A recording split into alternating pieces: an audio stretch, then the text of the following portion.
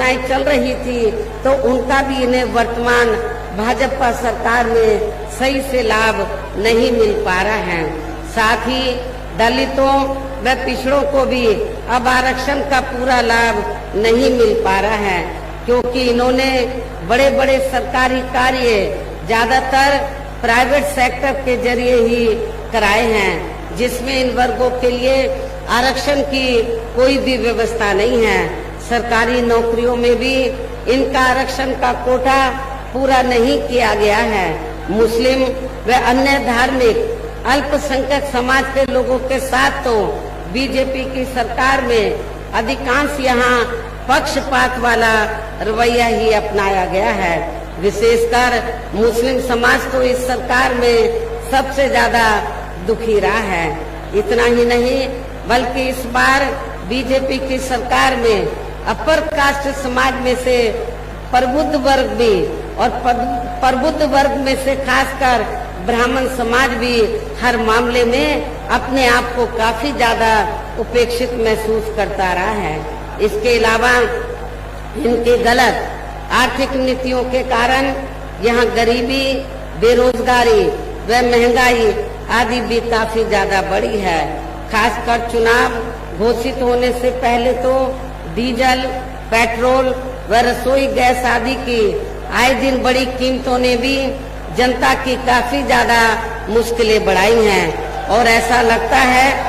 कि चुनाव खत्म होने के बाद पुनः इनकी कीमतें बढ़ा दी जाएंगी। इसके साथ साथ उत्तर प्रदेश सहित पूरे देश के किसान भी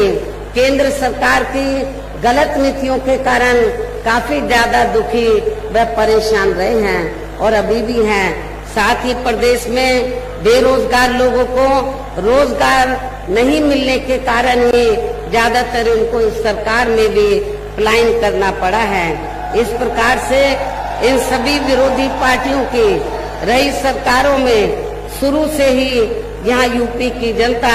काफी ज्यादा दुखी व परेशान रही है। विशेषकर कोरोना महामारी के दौरान तो इन सभी की हालत और भी ज्यादा खराब हो गई है। ऐसे में इन सभी विरोधी पार्टियों की रही सरकारों से निजात पाने के लिए अभी चुनाव में यह प्रदेश की जनता को अपनी एकमात्र हितैषी पार्टी बहुजन समाज पार्टी की ही सरकार बनाना बहुत जरूरी है, जिसने अपने चारों रहे शासनकाल के दौरान बिना पक्षपात व भेदभाव आदि के यहाँ कमजोर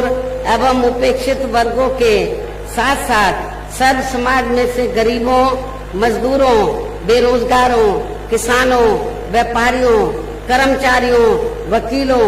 एवं अन्य मेहनतकश लोगों के साथ ही युवाओं, छात्रों, महिलाओं व बुजुर्गों आदि के भी विकास एवं उत्थान के लिए अनेकों ऐतिहासिक व महत्वपूर्ण कार्य किए हैं और इस बार भी सरकार बनने पर वो सभी कार्य फिर से शुरू किए जाएंगे। और खास तौर से मैं बेरोजगार नौजवानों को ये बताना चाहती हूँ कि जब 4 बार मेरे नेतृत्व में सरकार बनी तो आप लोगों को बड़े पैमाने पर रोटी रोजी के साधन मिले, लेकिन उसके बाद से आप लोगों की उपेक्षा की गई है। और जब बीएसपी की सरकार बन जाएगी तो बीएसपी की सरकार बनने पर इस बार बेरोजगार नौजवानों को रोटी रोजी के साधन जरूर दिए जाएंगे, ये भी मैं आप लोगों को विश्वास दिलाना चाहती हूँ। इसके अलावा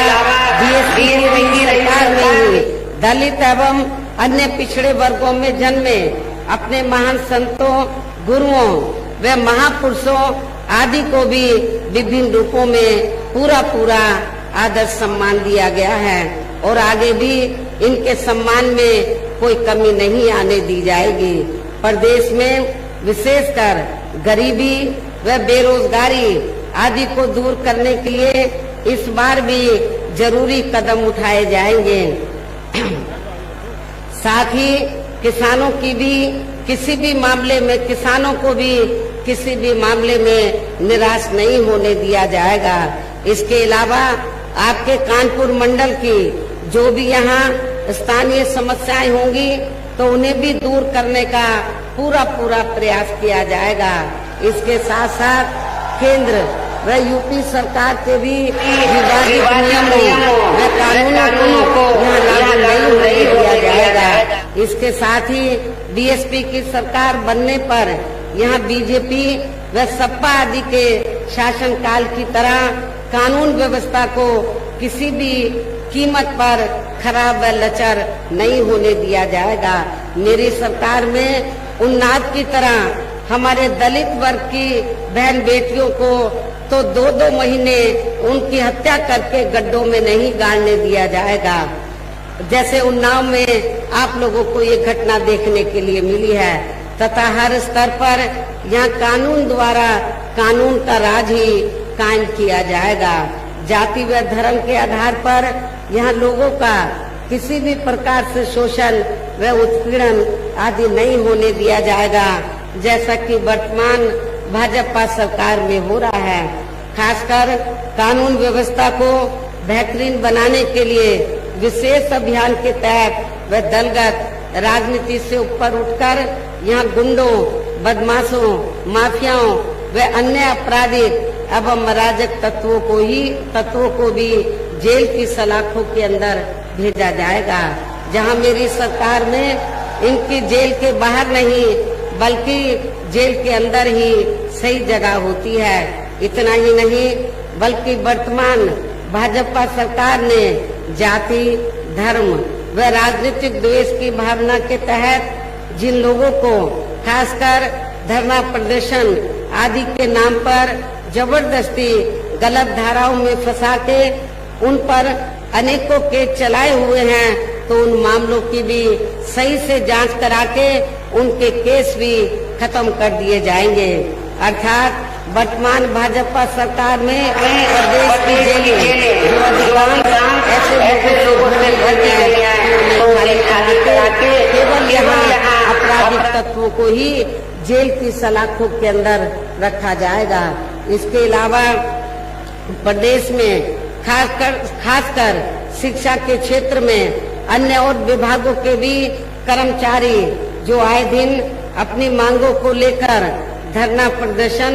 एवं हड़ताल आदि करते रहते हैं, तो उन सभी मामलों को निपटाने के लिए एक आयोग का गठन किया जाएगा और उनकी सही मांगों को मान लिया जाएगा, जिसमें कर्मचारियों की पुरानी पेंशन का मामला भी शामिल है, क्योंकि हमारी पार्टी नई पेंशन व्यवस्था से कतई भी सहमत नहीं है। इसलिए बीएसपी की सरकार बनने पर फिर पुरानी पेंशन व्यवस्था को ही लागू किया जाएगा। इसके साथ साथ मैंने पार्टी के विभिन्न कार्यक्रमों के दौरान सर्व जनहिताय व सर्व जन सुखाय को लेकर जो भी कार्य करने के लिए कहा है, तो उन पर भी जरूर अमल किया जाएगा। लेकिन ये सभी कार्य करने के लिए इस चुनाव में यहाँ बीएसपी को सत्ता में लाना बहुत जरूरी है, जिसके लिए अपनी पार्टी के लोगों को वोट पड़ने तक यहाँ सभी विरोधी पार्टियों के साम दाम दंड भेद आदि हथकंडों से भी जरूर सावधान रहना है। और इस मामले में विरोधी पार्टियां चुनाव होने से कुछ समय पहले व चुनाव के दौरान भी अपने अपने पक्ष में हवा बनाने के लिए खासकर मीडिया व ओपिनियन पोल एवं सर्वे आदि का जो बड़े पैमाने पर गलत इस्तेमाल करती हैं, तो उससे भी आप लोगों को बिल्कुल भी गुमराह नहीं होना है। जैसे सन 2007 के हुए विधानसभा आम चुनाव में उस समय मीडिया में जो बीएसपी को लेकर ओपिनियन पोल व सर्वे आदि दिखाए गए थे, तो वो गलत ही साबित हुए थे और इस बार भी आप लोगों को गलत साबित करना है। इसके साथ ही पूर्व की तरह इस चुनाव में भी विरोधी पार्टियों ने विभिन्न रूपों में जो अपने हवाई व प्रलोभन भरे चुनावी घोषणा पत्र आदि जारी किए हैं, जिन्हें सत्ता में आने के बाद ये पार्टियां अधिकांश अमल में नहीं लाती हैं, तो उनके बहकावे में भी आपको कतई नहीं आना है, जिन पर से अब जनता का काफी हद तक विश्वास ही उतर गया है। इसलिए इस मामले में बीएसपी किसी भी चुनाव में विरोधी पार्टियों की तरह अपना कोई भी चुनावी घोषणा पत्र आदि जारी नहीं करती है। वैसे भी बीएसपी कहने में बहुत कम बल्कि कार्य करके दिखाने में ही ज्यादा विश्वास रखती है और ऐसा हमने यहाँ यूपी में अपनी चारों रही सरकारों के दौरान करके भी दिखाया है। इसके साथ ही यहाँ मैं आप लोगों को ये भी कहना चाहती हूँ कि हमारी पार्टी की चारों रही सरकारों ने प्रदेश में बिगड़ी हुई कानून व्यवस्था को सुधारने के साथ साथ प्रदेश के विकास व आम जनहित के लिए जो असंख्य अति महत्वपूर्ण कार्य किए हैं वो अभी तक यहाँ किसी भी विरोधी पार्टी की रही सरकार ने नहीं किए हैं, बल्कि ज्यादातर उन्हीं कार्यों के नाम व स्वरूप आदि बदलकर अब विरोधी पार्टियों की सरकारें उन्हीं को ही भुनाने में लगी हैं। लेकिन उन कार्यों के प्रति इनकी नीयत व सोच सही नहीं होने के कारण उसमें भी ये पार्टियां ज्यादा सफल नहीं हो पा रही हैं। और अब मेरा यही कहना है कि आप लोगों को इस चुनाव में अपने हित व कल्याण के लिए या फिर से यूपी में बीएसपी की सर्व जनहिताएं व सर्व जन सुखाई की नीतियों पर आधारित सरकार बनाना बहुत जरूरी है। और इसके लिए पार्टी के लोगों को वोट पड़ने वाले दिन सबसे पहले सुबह उठते ही व समय से अपने अपने पोलिंग बूथों पर अपना वोट डालने के लिए जरूर जाना है। और इस मामले में हमारी महिलाएं भी पीछे नहीं रहेंगी। इसके साथ ही आपका वोट अन्य कोई व्यक्ति ना डाल सके,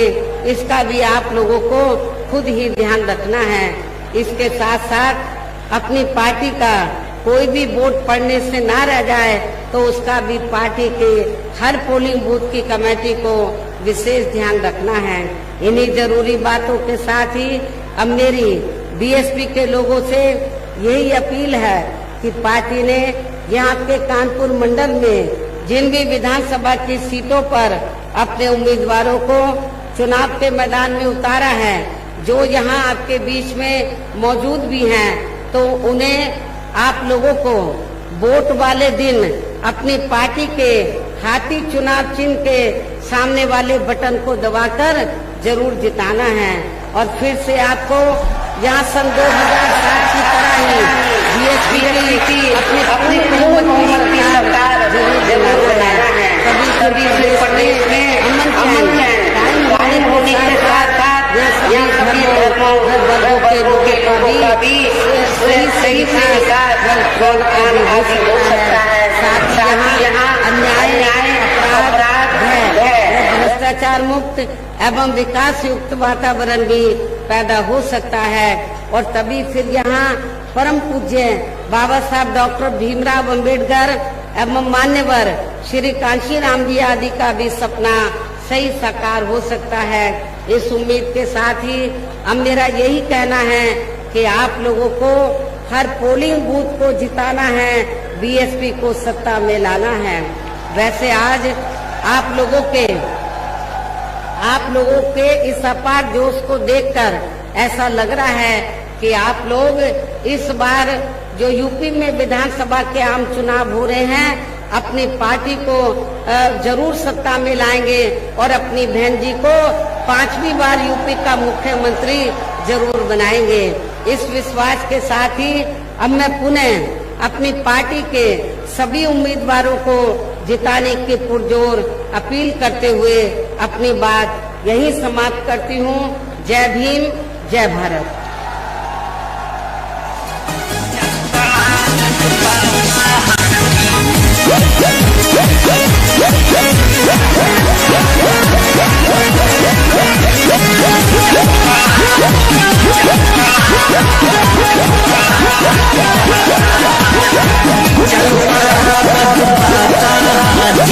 चल रहा